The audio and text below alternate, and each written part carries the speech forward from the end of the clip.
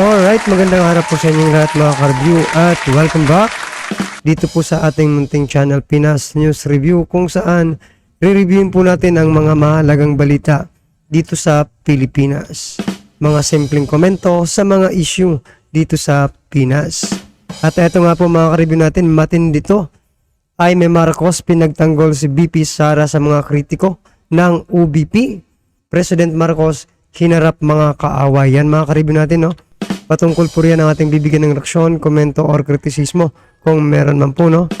Ito po ay mula sa Balitaan ng Bayan TV. Yan mga ka-review natin, nasa description po ang full video link ng balitang ito. At subscribe din na po sa Balitaan ng Bayan TV. Yan mga ka-review natin, no? At mga ka-review natin, kung di ka pa po nakapag-subscribe sa ating munting channel, please don't forget to subscribe. At i-click na rin po ang bell notification para updated po kayo sa lahat ng ina-upload sa ating reaction video. Yan mga ka-review natin, wag na po natin patagalin. Sama-sama at sabay-sabay po natin pakinggan, panoorin at bigyan ng reaksyon ang balitang ito. Eto na po.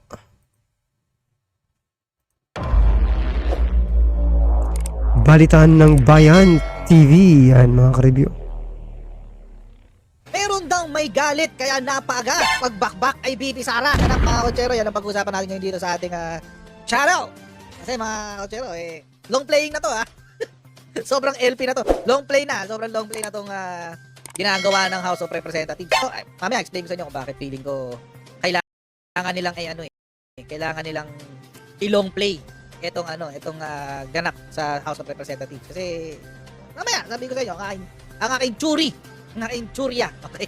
So, ito kasi mga kotsero, kanina naglabas ng balita ang balita. Naglabas ng balita ang balita. Ito yung sinabi. Senator Amy sa mga kritiko ng CIF ni VP Sara, ang layo-layo pa ng 2028. Daw yung sinabi ni Senator Amy Marcos. No? Kinwestiyon ni Senator Amy Marcos ang mga kritiko ni Vice President Sara Duterte hinggil sa confidential at intelligence funds ng tanggapan nitong Office of the Vice President at DepEd. Matatandaang napabalita kamakailan na inalis na ang pinagsamang 650 million confidential funds ng OVP at DepEd para sa 2024 upang ilipat umano sa mga ahensyang nakatutok sa issue ng West Philippine Sea. Ilipat umano. Di umano. Di umano talaga yan kasi hindi natin alam kung yan ba talaga totoong motibo nila.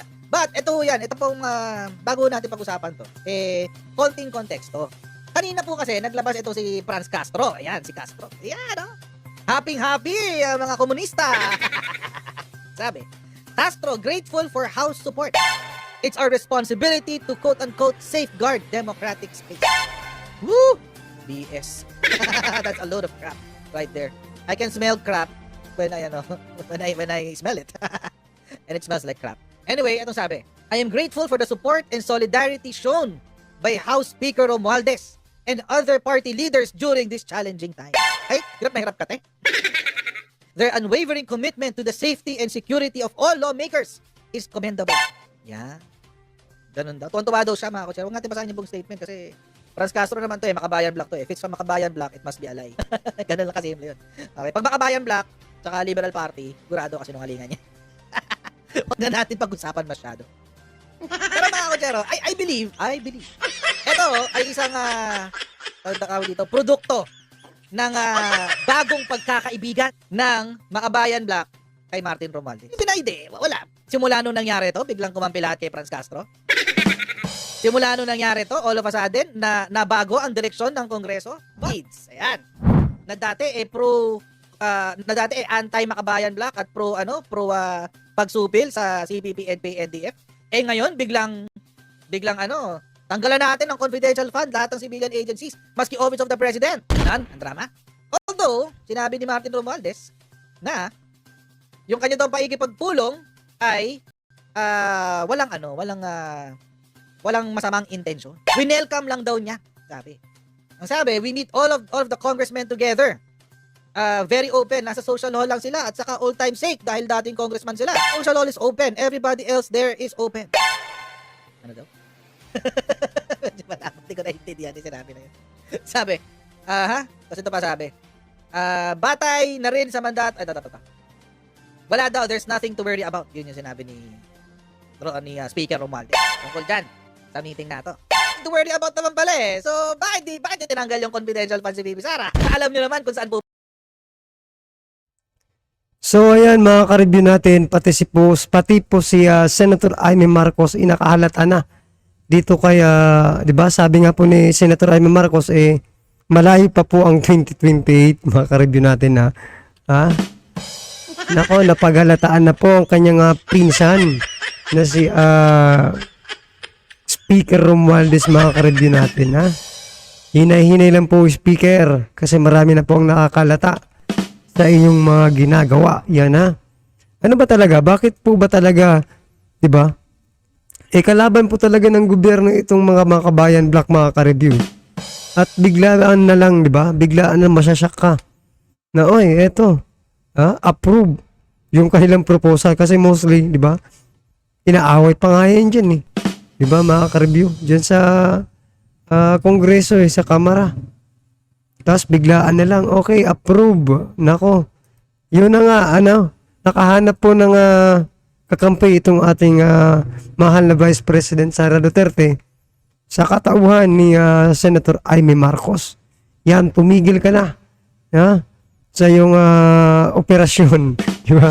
Ino-operate nyo si BP Sara sa inyong operasyon mga ka-review ito kay Speaker Romualdez. Nako po, talaga naman. pupunta yon?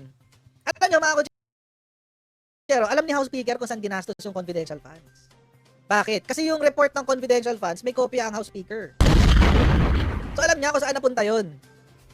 There's no question in his mind kung saan ginastos yun. So bakit? Kumayag. Bakit kumayag? In fact, mga kutsero, ito pang nagaganap. At nakakatawa talaga itong nagaganap ngayon sa Congress. Sa House of Representatives specifically. Kasi may mga ganito pang statement, di ba naglabas nga ng salita, nagbitaw ng salita si Digong. Ito ngayon ang nangyari. Grupo ni Representative Ko iginiit ang suporta kay Romualdez. Foremost is our sincere appreciation for his defense of the institution. So malamang sino naglabas ng statement? Si Martin Romualdez. Yung statement nung Sabado, saan niya galing? Ba't ayaw niya ilabas? Ba't sana sinama niya yung pangalan niya para alam natin lahat, di ba? Kung siya talaga yun. Hanggang ngayon, wala pa rin umaamin Foremost is our sincere appreciation for his defense of the institution, quote-unquote, defense of the institution. Ensuring the rightful representation of 300 representatives as mandated by the Constitution. I recognize and commend his experience, etc., etc. O yan, mga na yan. Imod puwet na yan. Huwag na natin basahin masyado yan. Actually, hindi lang si Ko. Pati si Franz Pumared. Desisyon ng Kamara na ilipat spy funds hindi magbabago ng pananakot at pagbabanta. Na-threaten talaga kayo. Bakit? Hindi ko... saan banda kayo na-threaten? Kasi, if I remember correctly, yung video ni Digong na yun, ang sinabi niya, pag tumakbo ng presidente si Martin Romualdez, he will call for an audit. Tapos, kung hindi makikinig yung COA, kukumbinsihin niya lahat ng tao, lahat ng Pilipino, na puwersahin ang Kongreso na magpa-audit. Kasi mga kutsero, if they feel threatened by an audit, our House of Representatives is in a very, very bad state. Regular nang nagaganap yan. Taon-taon yan. Pero mga kutsero, kung matatakot sila sa audit ng per congressman, kasi tulad ng paulit-ulit ko na pong sinabi sa inyo mga kutsero. So yun mga ka-review natin kung natatakot po sila sa audit, alam na po yan mga ka-review Alams na. May mga yan. 'Di ba? May mga kababalaghan yan sa extraordinary funds ninyo 'Di ba? Ang mga congressmen ay apparently, wala sa COA website yung audit report ng per congressman. Merong audit report kasama dun sa generic, yung pangbuong annual audit report of all agencies. Pero yung per congressman, walang ganun. Hindi nangyayari. So hindi natin alam kung which congressman spends X amount of budget for X amount of project. Sa Tagalog, hindi natin alam kung sinong congressman ang gumagastos ng ganitong kalaking halaga sa ganitong klaseng proyekto. Kasi nga, hindi natin nakikita. It's not hindi siya kasama doon sa report. Hindi mo makikita sa COA website. So doon ba kayo natatakot sa audit? Or ang sinasabi nyo na tinatakot kayo doon sa sinabi ni Digong na may death threat daw, dineath threat daw si Makabayan Black. Di mag-file kayo ng kaso ng grave threat. Kung doon kayo natitreten. Pero mga kutsero, yung threat, quote-unquote, na ipapa-audit ka, I don't think that should they should take it as a threat. Dapat hindi sila matakot doon. Malinis ang pinupuntahan ng mga budget nila. Huwag sila matatakot. Ang tanong, malinis ba? Kasi hanggang ngayon, di natin alam. Ito siguro, bodily harm daw. Insinuate bodily harm, etc. etc. Pero sila yung nanggugulo. Ewan ko ba? Gugulo nyo? Anyway, kasi mga kutsero, kung nasa-threaten sila sa COA audit, eh siguro dahil dito sa 4.9 billion na to, na extraordinary and miscellaneous expenses. Na pirma lang ng head of agency ang kailangan para maging certified. Pasado na sa audit, pipirma lang! Diba? Ayos na. Mga kutsero, sa mga hindi naniniwala, ito kasi yun. Ayan. Certification executed by the official concerned. So, halimbawa, si Martin Romualdez or si congressman ganito or si congressman ganyan, merong extraordinary funds na gagastusin, pipirma lang siya, tapos okay na, pasado na sa COA audit. Actually, nakisawsaw pa si Congressman Ron Salo. I glad that he did. Pero sana hindi na lang sila nakikisawsaw sa ganito. But, I have a feeling na they have to do it. Kailangan nilang maglabas ng statement. Bakit? So yan mga ka-review natin, ano po ang reaction dyan ha?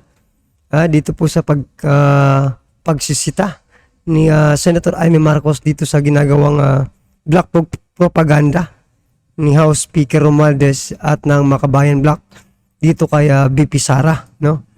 At talagang sinabi nga kanina ni Coach Jarrett mga ka-review na natatakot daw itong si Franz Castro, nako, natitreaten daw siya, no? Dahil sa audit mga ka-review. So meaning pag natatakot ka pa na ikaw ay 'di ba?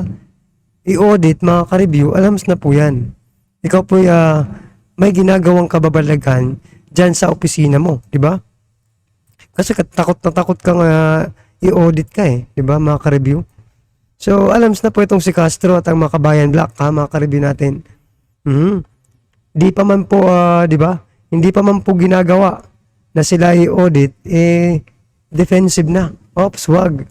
Meron kang makikitang ahas dito sa opisina ko. Nako po talaga. Well, anyway, mga ka-review, ano po ang inyong reaction dyan sa ating balitang ito? Comment lang po sa baba para at least alam po ng ating mga kababayan ang inyong reaksyon patungkol po dito sa isyung ito, right?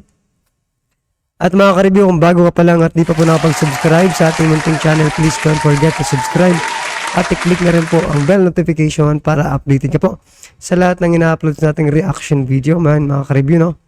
At huwag din pong kalibutan mga ka-review natin, no, na i-subscribe si Balitaan ng Bayan TV. Yan mga ka-review natin, nasa description po ang full video link ng balitang ito. Yan, i-subscribe nyo na po si Balitaan ng Bayan TV. Yan mga ka-review, maraming salamat po.